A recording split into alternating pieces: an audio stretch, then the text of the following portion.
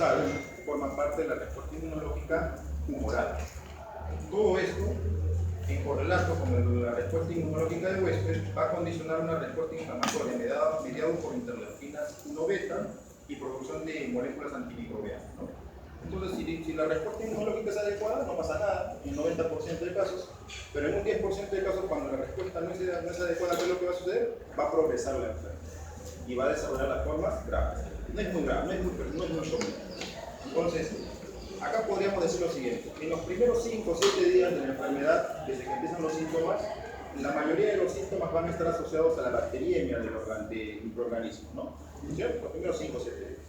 Pasados los 5 o 7 días, en la mayoría de casos, esto va a remitir, como ya les dije previamente, y no va a pasar nada. Pero en algunos casos, la respuesta inmunológica excesiva del huésped puede condicionar un daño de órgano blanco.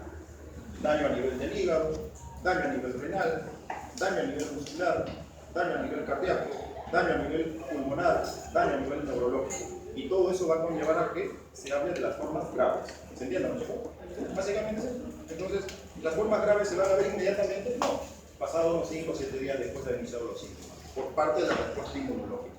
En los primeros 5 o 7 días pedimos pruebas que detectan antígenos o que detecten directamente a la leptospira en sangre, PCR, ¿no? Ahorita vamos a hablar de unos tipos de PCR, cultivo, ¿cierto? Algunas pruebas de antígenos. Pero ya cuando pasa la semana, recién pedimos pruebas de anticuerpos, ¿cierto? El ISA, IgM, ¿no? El MAT, la microaglutinación, por ejemplo, que es el método gol estándar, porque nos ayuda a identificar el serogat para poder saber cuál es la agresividad del microorganismo. Más o menos va por ahí la cosa. Ahora, ¿qué es lo que pasa? Por parte de la leptospira también lo que puede haber es activación del plasminógeno. ¿Y qué pasa cuando hay activación del plasminógeno? Lo que va a ocasionar es justamente que el plasminógeno activado por parte de la leptospira inhiba también la acción de algunos componentes del complemento de inmunoglobulinas que van a reaccionar supuestamente para contrarrestar la infección. ¿Se entiende? ¿Sí? Entonces también hemos para la leptospira, ¿no? Unas variantes virulentas pueden generar eso para que se puedan proteger frente a la respuesta inmunológica local. Otro de los mecanismos que causan daño, aparte de la virulencia propiamente dicha o el mismo daño directo de la bacteria, también puede ser la alteración al nivel de las uniones estrechas, ¿no? Las uniones intracelulares. Y esto puede condicionar daño a nivel hepático, a nivel renal y a nivel pulmonar sobre todo. ¿Ok? Eso es evidente. ¿Vamos? Sí, no. ¿Ok? Entonces, acá tenemos toda una serie de estrategias de evasión del sistema de complemento. ¿Ok? Lo que les he comentado, activación de plasminógeno, de repente evasión por medio de proteínas de ligando, etcétera, etcétera. Todo eso, en algunas serobares, pueden ser útiles para que se desarrolle, pueden ser importantes que ustedes conozcan para que se presente un cuadro severo. Lo que ya hemos comentado, ¿cierto? Todo lo que ya hemos comentado acá es un resumen, que ustedes lo revisan con calma, solamente algunos detalles importantes. Por ejemplo, en los casos severos, que son pocos, pero en los casos severos, lo que uno puede ver es una alteración en la unión intercelular y esto va a causar daño de órgano blanco, de lo que hemos comentado previamente. A nivel renal, que es el órgano que más se afecta en el caso de la leptospira, ¿no? Cuando hablamos de daño de órgano blanco, el compromiso es a nivel del túbulo contorneado proximal y eso puede condicionar inicialmente una hipocalemia. ¿Ok? Entonces, el primer compromiso del problema renal se desarrolla básicamente como una insuficiencia renal aguda, no oligúrica e hipopotasémica al inicio, y luego eso puede progresar hasta una oligúrica y hipernatremia. ¿Okay? En algunos casos asociado a la sepsis, ¿cierto? E hipoperfusión, eso puede conllevar a que haya una deshidratación y necrosis tubular aguda. ¿Okay? Pero lo primero es que lo que les he comentado, hay una ira no oligúrica e hipopotasémica. A nivel hepático, hay la alteración en las uniones estrechas a nivel de las cadeninas y eso causa un daño a nivel del hígado. Algo particular, algo que les pueda servir para la parte clínica, generalmente cuando hay compromiso hepático, en el caso de infecciones bacterianas, el nivel de transaminasas no suele pasar los 500. En cambio, cuando suele ser compromiso asociado a infecciones virales, pasan por encima del 1000, el nivel de transaminasas. O sea, cuando hablamos de una hepatitis aguda, A, B, C, por ahí, con suerte, tienen que estar generalmente más de 1000 de transaminasas. En cambio, en los cuadros agudos de hepatitis por bacterias, leptospira, rickettsia, no pasan de 500 generalmente, para que hagan el diagnóstico.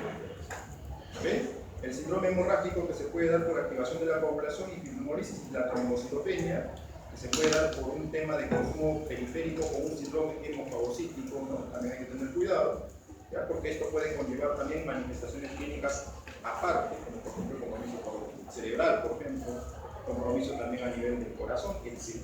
¿Ya?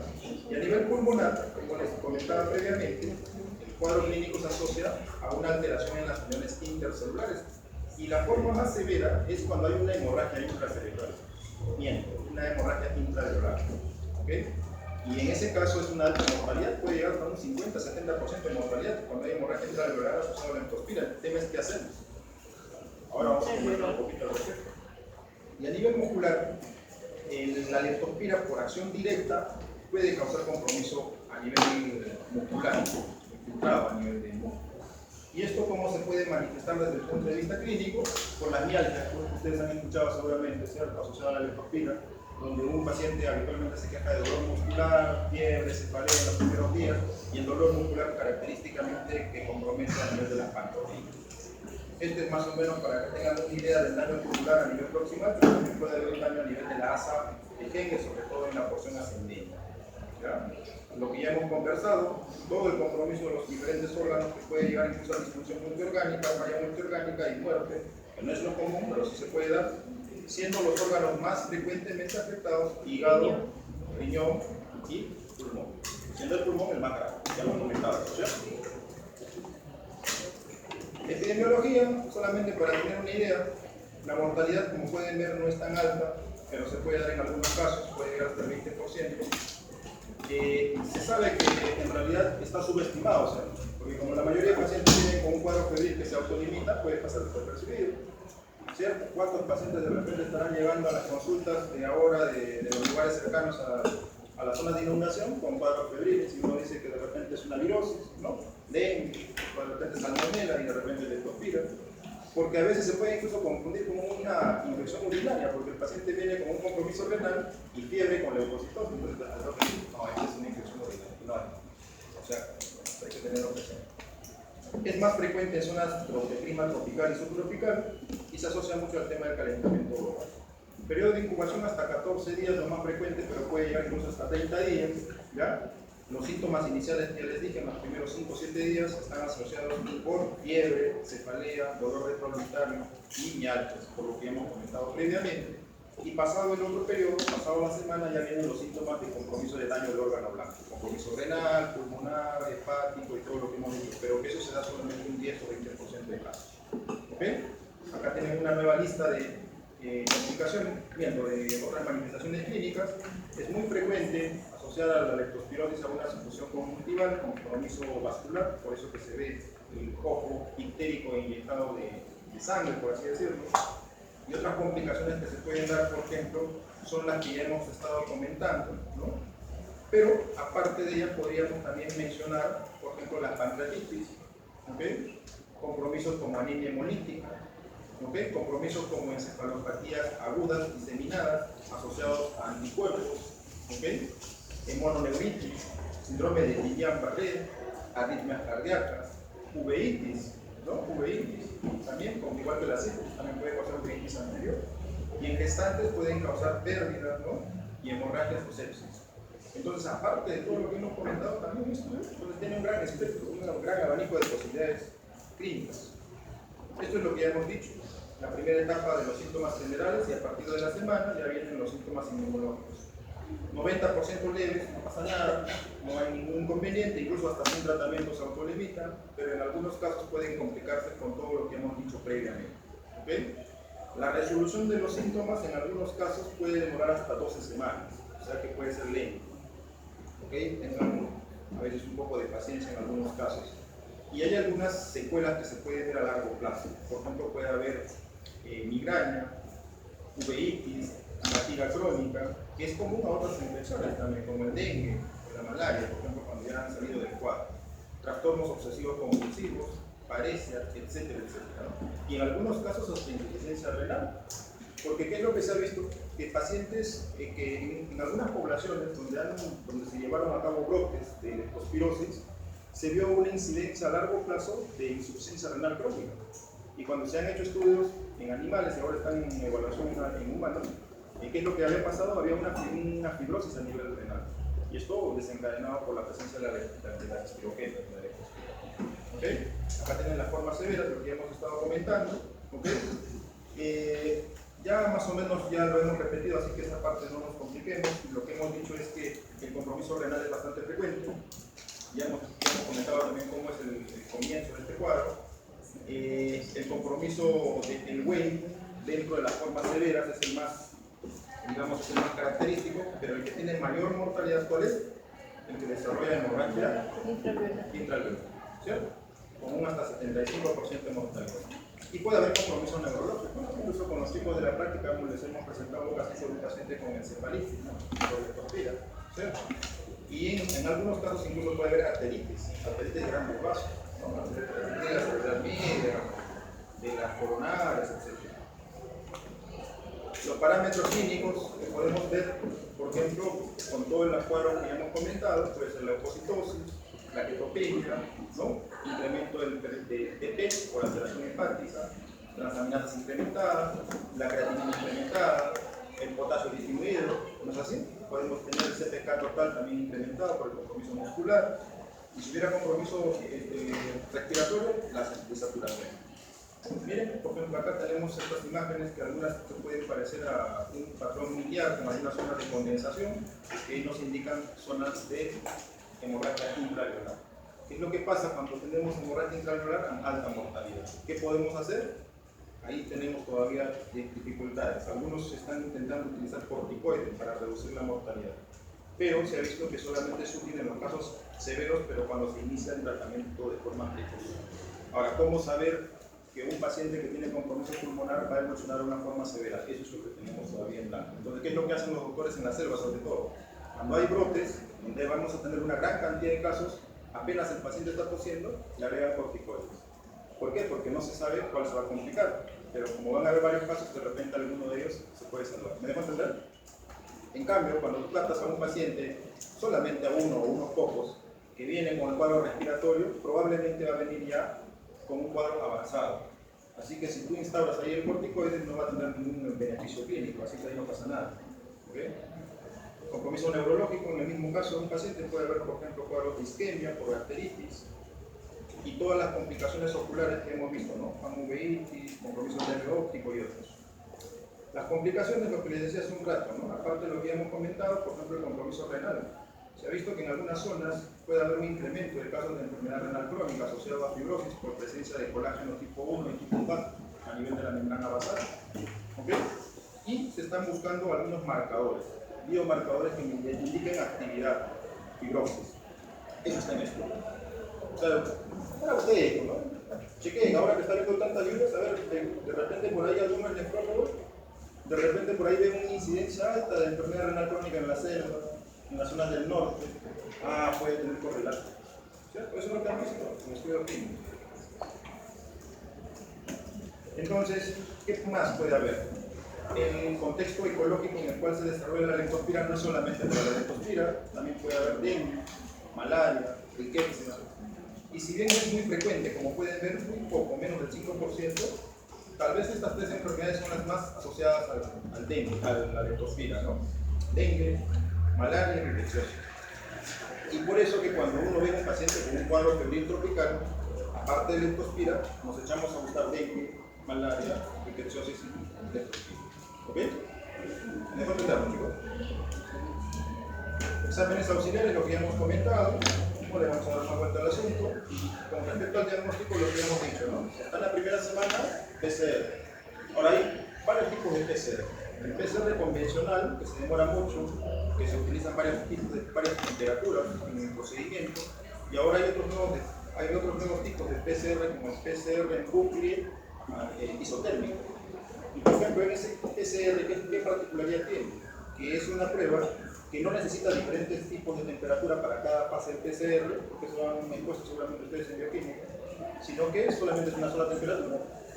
¿Okay? Y entonces eso hace que el procedimiento sea más corto, y lo otro tiene buena sensibilidad, y se está utilizando, por ejemplo, en otras enfermedades tipo malaria. ¿Ok? No se olviden eso, chicos. Ahora, Otro método para el diagnóstico sería el cultivo, pero el tema es que se demora, ¿no?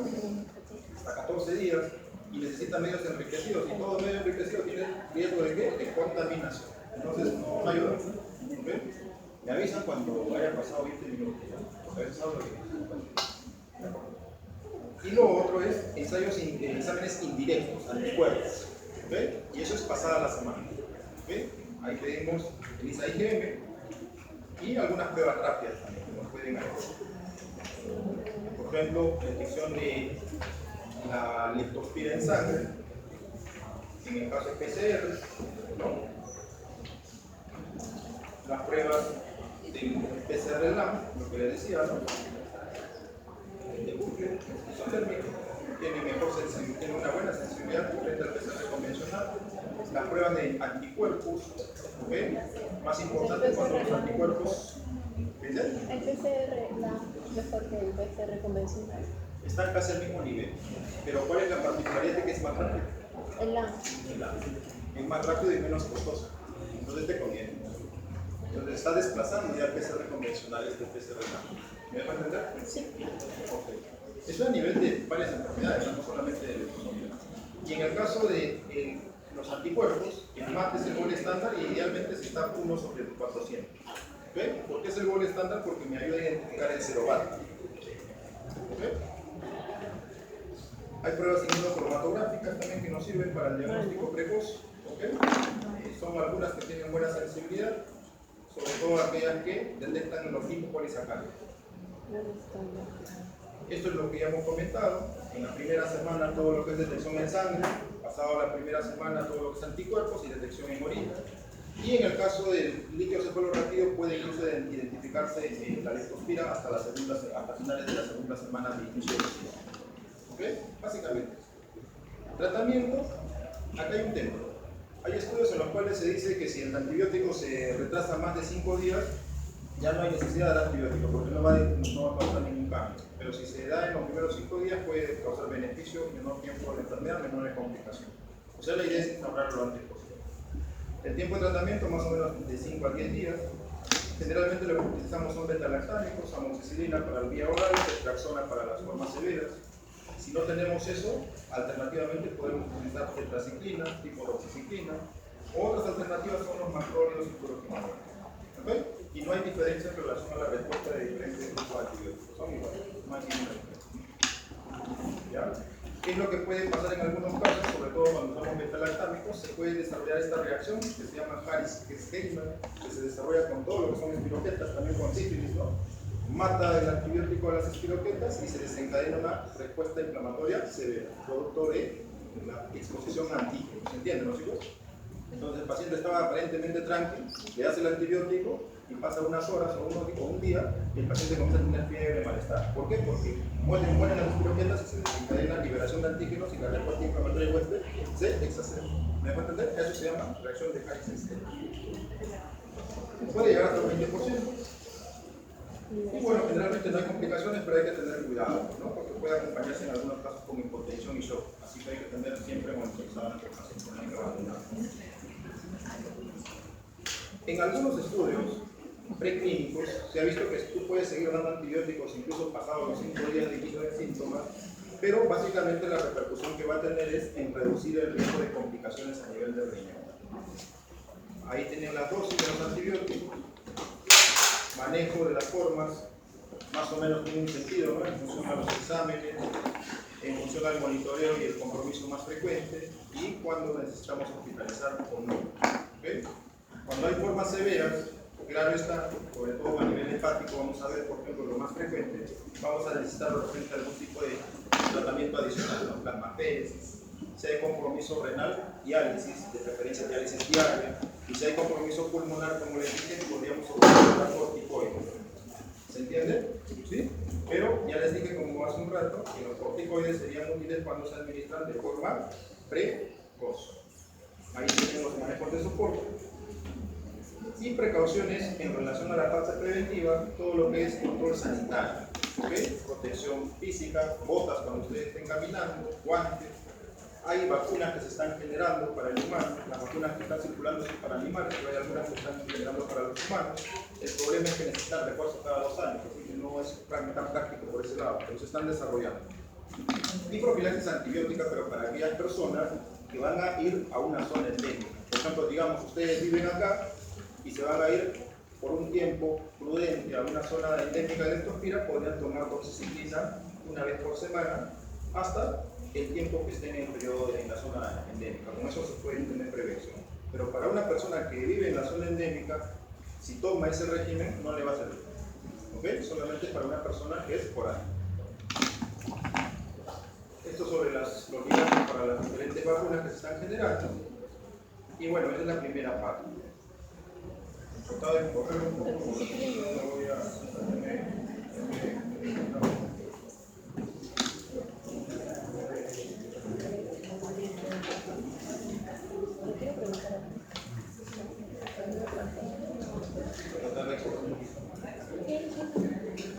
disculpen si hablo rápido a veces.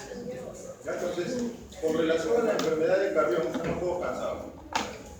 Con relación a la enfermedad de Carrión, ustedes tienen que recordar lo primero, que la enfermedad de Carrión tiene 2 componentes, ¿no? La etapa aguda y la etapa crónica. La etapa aguda, ¿cuál es? La fiebre de la orolla, ¿cierto?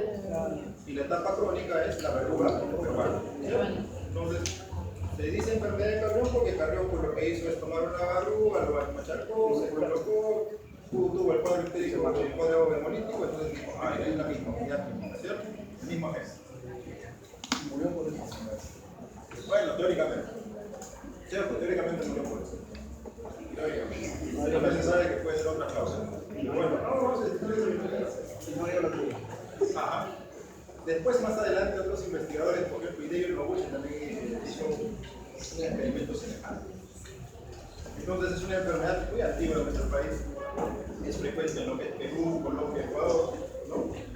Hay relatos o datos indirectos que nos hablan de que la enfermedad estaba en etapa preincaica. Y bueno, la clásica historia que nos cuentan es la fiebre de la orolla, ¿no? Mientras estaba construyendo el ferrocarril de la orolla, algunas personas que se quedaban en campamentos, zonas un poco más bajas, desarrollaron un cuadro febril.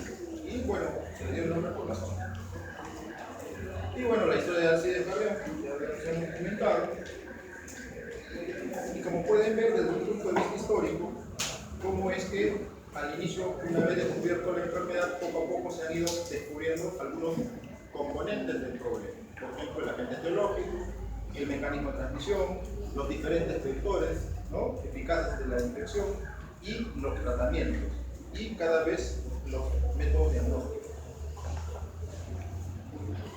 Acá tenemos cuál es el agente causal de la fiebre de Carrión, de la enfermedad de Carrión, perdón, Bartonella basiliforme.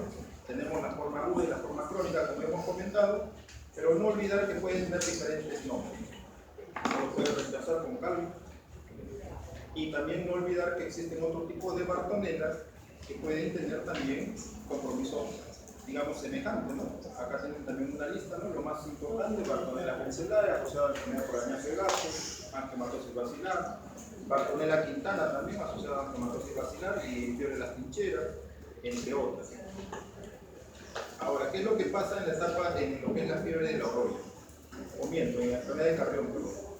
Primero, lo que ustedes tienen que saber es que es una alfa proteobacteria aeróbica facultativa, intracelular facultativa, es pleomórfica, o sea, podemos tener bacilos, cocobacilos, cocos, ¿ok? Tiene flagelos unipolares que eso le permite movilizarse para tener mayor virulencia, ¿ok? Y su aislamiento requiere cultivos especiales, ¿no?, como están ahí.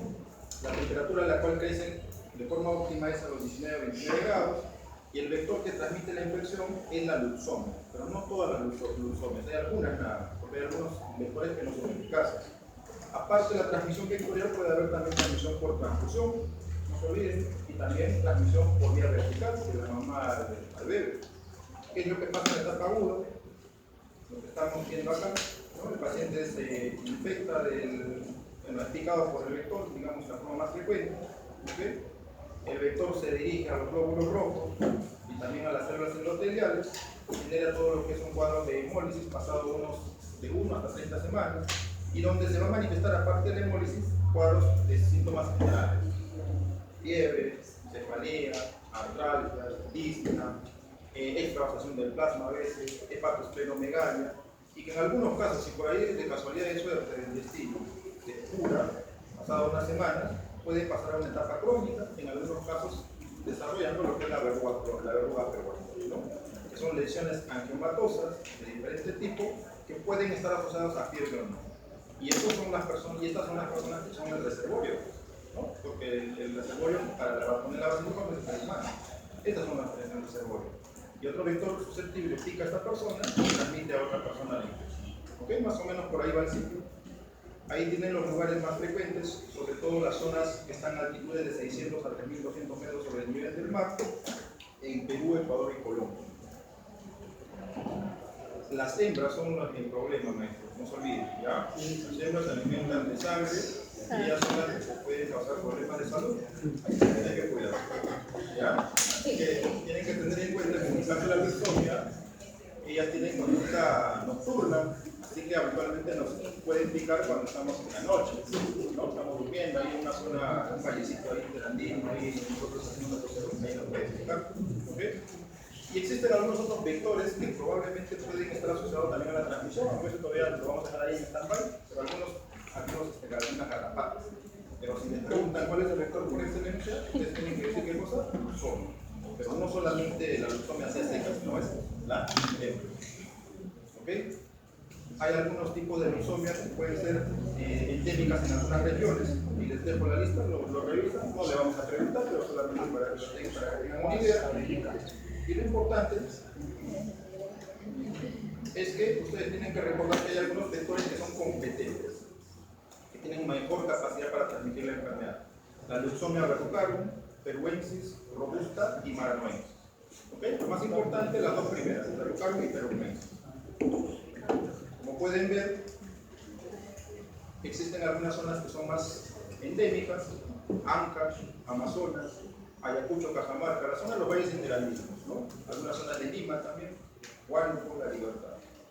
Pero no solamente son esas zonas, miren, por ejemplo, acá hay un estudio que se ha presentado en esta revista, en el año, la memoria no me falla, esto es del 2016, o el estudio, pero 2016, claro, y donde se puede ver, claro, 2016, de enero a marzo, 2016, donde se hicieron exámenes a pacientes febriles. Se les hizo PCR para Bartonella basiliforme, y miren, y es madre de Dios, en ninguno de los lugares que hemos comentado. Entonces, miren, y la causa más frecuente, ¿cuál era? Bartonella. Interesante, ¿no? O sea, está subdiagnosticada también, igualito que no pasa desapercibido. Y pasa como un cuadro febril inespecífico. O sea que también tienen que incluirlo dentro de su diagnóstico diferente. Factores de riesgo, lo que hemos comentado: pobreza, bajos niveles económicos, exposición al vector, que esté en una zona endémica, lo que hemos dicho de la fiebre de la oroya y lo de la verruga peruana. Vamos a continuar para no pasar cómo funcionó aplicar al doctor. ¿Qué es lo que vamos a ver en la etapa aguda? Básicamente el cuadro hemolítico febril. En la etapa crónica, la forma angiomatosa, ¿cierto? Las verrugas. La mortalidad, miren, puede llegar incluso hasta ser 90% sin tratamiento, ¿no? Y con tratamiento hasta menos del 6%, pero depende. Cuando se da en contextos de brotes, la mortalidad puede ser mayor, como por ejemplo hay un caso de esta comunidad en Ancash que puede llegar incluso llegó hasta el 88%. ¿Ves? Ese es el problema, ¿no? Por eso la idea es que hay que tener una sospecha clínica. Todo paciente febril que venga a esas zonas endémicas, pida su brotis, PCR respectivo. Y cuando tienen sospecha, tratamiento empírico. Lo que hemos comentado, ¿qué es lo que puede haber aparte del tema de la infección aguda? Disregulación inmune. Y cuando hay disregulación inmune se comporta como una inmunosupresión. ¿Qué es lo que va a pasar? El paciente puede reactivar enfermedades latentes, infecciones latentes, citomegalovirus, toxoplasma, histoplasmosis, etcétera, etcétera. Y puede haber coinfecciones con otros microorganismos más. Shigella, tuberculosis, etc. Por eso que algunos colegas ya antiguos que han estudiado bastante el tema le hablaban de la Bartonella basiliforme en la etapa aguda como el SIDA. ¿Ok? No se olviden, por ese contexto. Las complicaciones que pueden haber en la etapa de la fiebre y la brolla, ¿no? Todo lo que hemos comentado, complicaciones cardiovasculares, ¿no? Complicaciones neuromusculares, neurológicas, etcétera, etcétera. No sé, vamos a acabar. Entonces, la bartonellosis aguda nos puede llevar a una verruga después. Pero miren, no todos los casos de verruga van a estar precedidos por bartonela aguda. Quiero que se den cuenta. ¿Ven? No todos los casos de bartonela, digamos, crónica, verruga, van a estar precedidos por bartonellosis aguda. ¿Ok? No se olviden. Y muchos pacientes pueden estar con bacteriemia y estar asintomáticos. Y ese es el problema por el cual no se puede erradicar esta enfermedad, ¿no? Ahí tienen las presentaciones clínicas, ¿no? De diferentes tipos: amular, si tiene más de 5 milímetros, la subnodular, subcutáneo, y la miliar, que tiene menos de 3 milímetros. Si uno tiene el criterio epidemiológico y tiene el criterio clínico, ya debería iniciar tratamiento. O sea, no necesito tener una prueba de laboratorio. Con sospecha clínica y con antecedentes epidemiológicos debería iniciar tratamiento y pido exámenes de laboratorio. ¿Por qué? Por la alta mortalidad que puede haber en algunos casos. Algunos detalles, que es lo que pedimos con más frecuencia es el protis, pero miren, la sensibilidad es muy baja, se nos pasa por alto muchas veces. ¿Y qué es lo que deberíamos pedir? Teóricamente sería el cultivo, pero ¿cuál es el problema? Muchos se demoran. Y el otro tema puede ser PCR, pero no está accesible en todos los lugares. Entonces, por eso que cuando uno hace sospecha de bartonella, ¿qué es lo que hace? Protis, y apenas sospecho, tratamiento empírico. Algunos detalles que nos pueden servir para mejorar mi sensibilidad al protis, por ejemplo, esto que dice acá. La mayoría de veces tengo que ver una regularidad en el tamaño, la disposición de las bacterias en pares y que no pueden ser más de 12 bacterias por glóbulo rojo. ¿Ya? Vamos a avanzar para no complicar. En la fase aguda, protis cultivo; en la fase crónica, cultivo de la biopsia, ¿no? Y pruebas inmunológicas. Tratamiento, ¿ya? Tratamiento con ceftriaxona, ceftriaxona, ciprofloxacina, cloramfenicol, digamos el grupo de antibióticos más utilizado.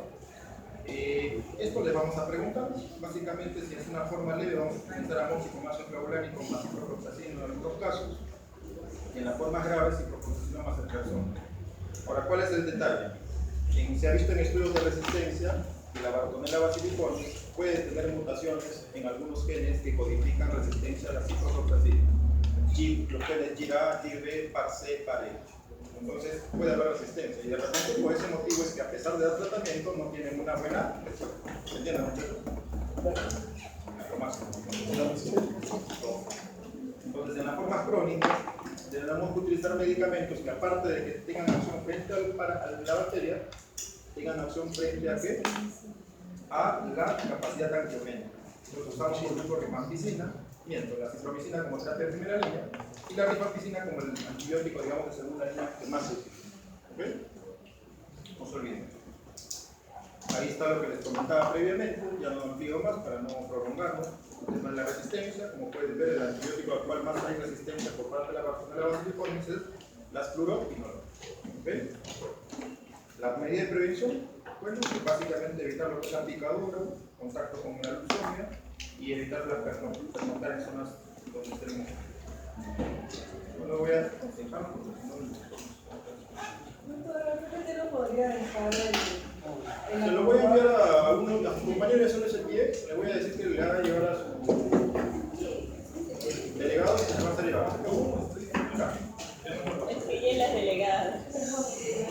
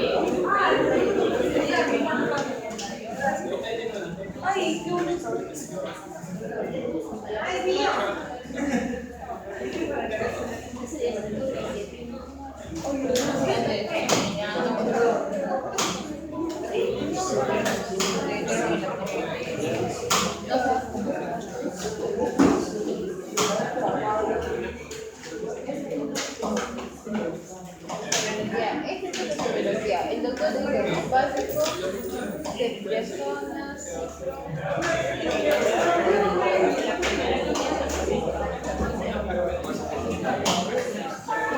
mira, pero no con clorofílico ni usado.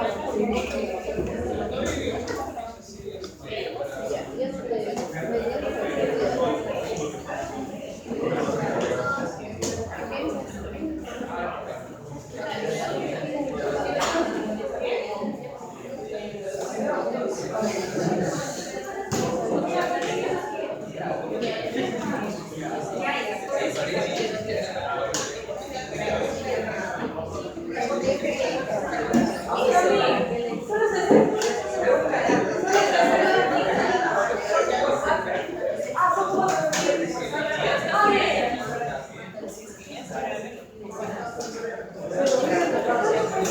Chicos, nadie más falta, no voy a ir.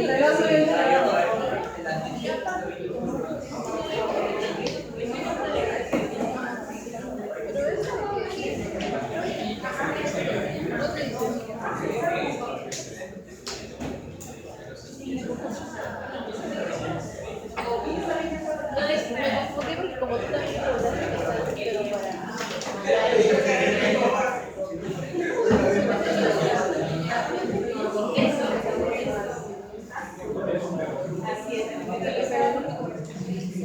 Me como con Gabriela, que tenía que rodar.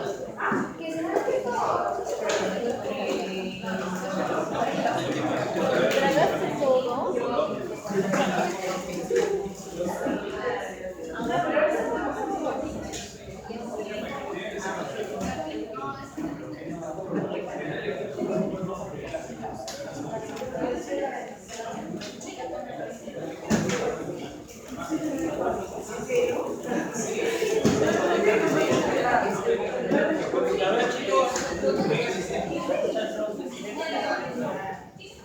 Vamos a empezar.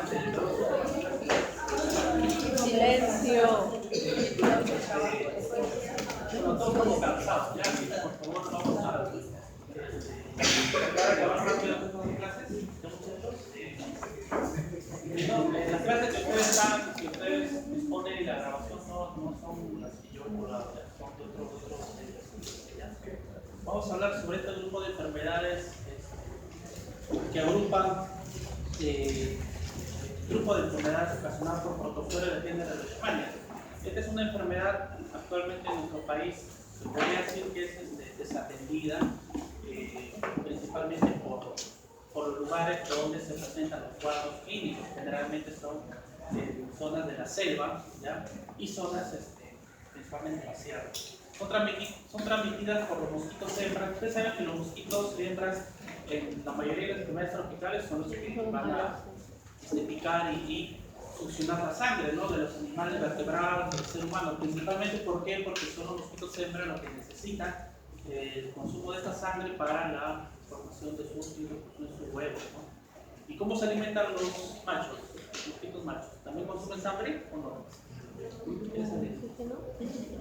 No, ellos solamente consumen polen, ¿ya? Las formas clínicas son formas cutáneas, mucocutáneas y las formas viscerales. Aquí en el continente americano principalmente son formas cutáneas y mucocutáneas, ¿no? Las formas viscerales, los únicos casos presentados en el continente americano son en Brasil, ¿ya? Pero generalmente son de zonas de Europa y África.